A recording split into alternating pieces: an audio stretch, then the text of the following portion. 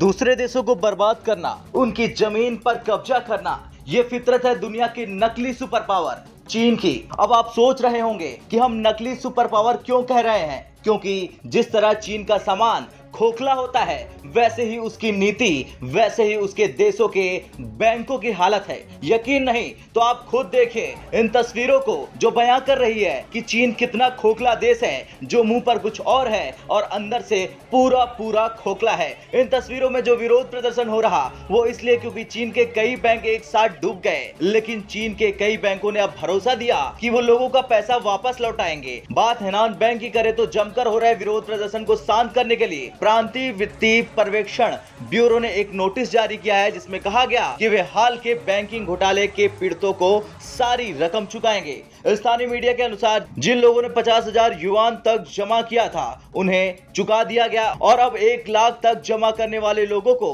चुकाया जा रहा। चीनी पीपुल्स लिबरेशन आर्मी के टैंक बैंकों यानी रिझाओ शेंडोंग प्रांत की रक्षा के लिए सड़कों पर उतर गए हैं। तो वहीं सोशल मीडिया के जरिए ऐसी तस्वीरें सामने आ रही है जहां चीन के हेनान प्रांत में एक बैंक के सामने टैंक्स की लंबी लाइन लगी। लोग अपना पैसा बैंकों से निकालना चाहते हैं, लेकिन वहां की सरकार ने बैंक ऑफ चाइना को लेकर एक बड़ा फैसला किया। बैंक ऑफ चाइना की हेनान ब्रांच की तरफ से जमाकर्ताओं को ये कहा गया कि उन्होंने जो भी रकम यहाँ जमा की है अब वो एक निवेश है और इसे निकाला नहीं जा सकता।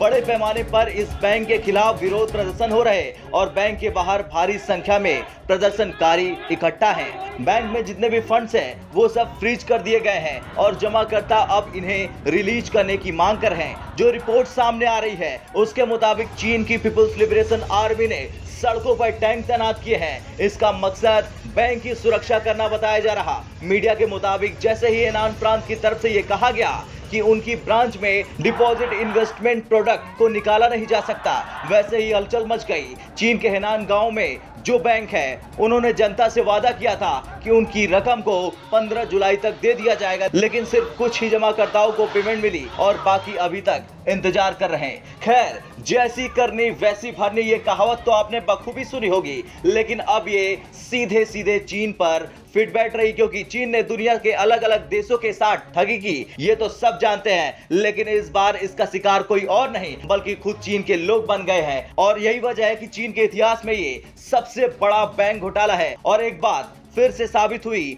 ऐसा कोई सगा नहीं जिसको चीन ने ठगा नहीं। ब्यूरो रिपोर्ट, भारत तक।